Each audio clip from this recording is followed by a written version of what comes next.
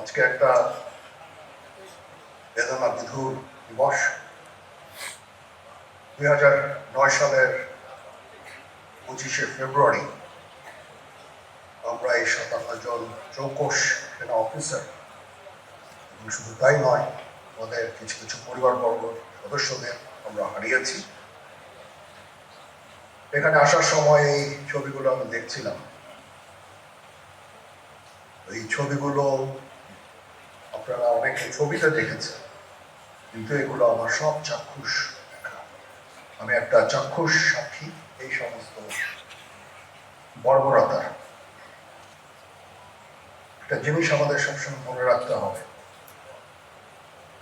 এই বর্বরতা কোনো সেনা সদস্য করে না, সম্পূর্ণটাই তদানীন্তন বিজিবি সদস্য দ্বারা সংঘটিত। Full stop. এখানে কোনো ইফ এবং বাট নাই। এখানে যদি ইফ এবং বাট আনেন, এই যে বিচারিক কার্যক্রম এতদিন ধরে হয়েছে, 16 বছর ধরে 17 বছর ধরে যারা জেলে আছে, যারা কনভিক্টেড, সেই বিচারিক প্রক্রিয়া ব্যাহত হবে। এই জিনিসটা আমাদের খুব পরিষ্কার করে মনে রাখার প্রয়োজন। এই বিচারিক প্রক্রিয়াকে নষ্ট করবেন না। যে সমস্ত সদস্য শাস্তি পেয়েছে তারা শাস্তি পাওয়ার যোগ্য। এখানে কোনো রাজনৈতিক নেতৃবৃন্দ এর মধ্যে উপস্থিত ছিল কিনা, ইনভলভ ছিল কিনা, বাইরের কোনো শক্তি এর মধ্যে ইনভলভ ছিল কিনা, সেটার জন্য কমিশন করা হয়েছে। কমিশনের চেয়ারম্যান এখানে আছেন, উনি এটা বের করবেন এবং আপনাদের জানাবেন। বটম লাইন হচ্ছে যে এই সমস্ত আমাদের এই চৌকস সেনার সদস্য যারা প্রাণ হারিয়েছে, তারা প্রাণ হারিয়েছেন তদানীন্তন বিডিআর সদস্যদের গুলিতে। আমরা নিজেরা এই সমস্ত জিনিস নিয়ে অনেক ভিন্ন মত পোষণ করছি। কেউ কেউ এই জিনিসটাকে ভিন্ন খাতে প্রবাহিত করার চেষ্টা করছে, সেটা আমাদের জন্য মঙ্গলজনক হবে না। আজকে যদি আমার যে উপদেশ আমি কিছু দিয়ে যাব, সেটা যদি আপনারা গ্রহণ করেন, আপনারা লাভবান হবেন, আমি এটা আপনাদের নিশ্চিত করছি। আমরা নিজেরা ভেদাভেদ সৃষ্টি না করি, আমরা নিজেরা ইউনাইটেড থাকি। আমাদের মধ্যে যদি কোনো সমস্যা থেকে থাকে, কোনো ব্যত্যয় থেকে থাকে, কোনো গ্রিভান্সেস থেকে থাকে, সেটা আমরা আলোচনার মাধ্যমে সমাধান করব।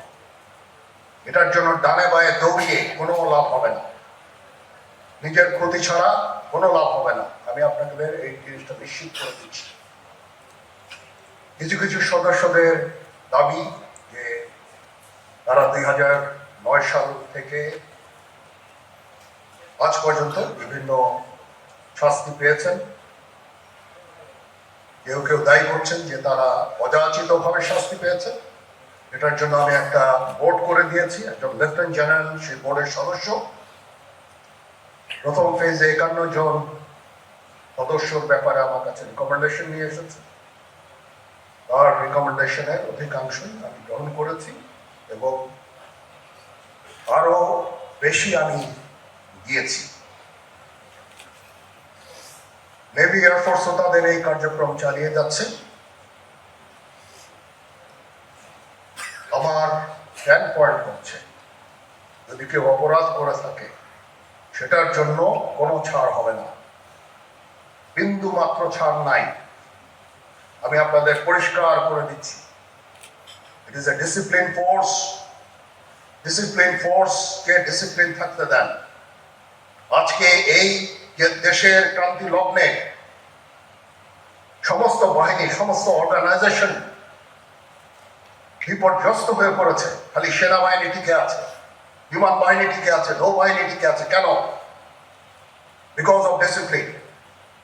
তারপরে আমি আমার অফিসারকে আদেশ দিয়েছি, যদি সামান্যতম কোনো সন্দেহের অবকাশ থাকে, কোনো কার বিরুদ্ধে যেই অ্যাকশন নেওয়া হয়েছে, অপরাধী কিনা যদি সামান্য কোনো সন্দেহের অবকাশ থাকে, সেটা তাদের ফেভারে যাবে। এটা হচ্ছে আমার ঢালাও নির্দেশ। সেই হিসাবে বিভিন্ন প্রস্তাব আমার কাছে এসেছে। কোনো কোনো প্রস্তাবে আমি আরো আমার নিজে থেকে যোগ করে আরো বেশি আমি দিয়েছি। এভাবে পর্যায়ক্রমে অফিসাররা অ্যাপিয়ার করবে, আসবে এবং তাদের এই জিনিসগুলো আমরা দেখব। দেখে যদি মনে হয় যে তাদেরকে করার অবকাশ আছে কিছু, অবশ্যই আমরা করব। এটা ন্যায় নীতিতে আমরা প্রতিষ্ঠিত থাকবো ইনশাআল্লাহ।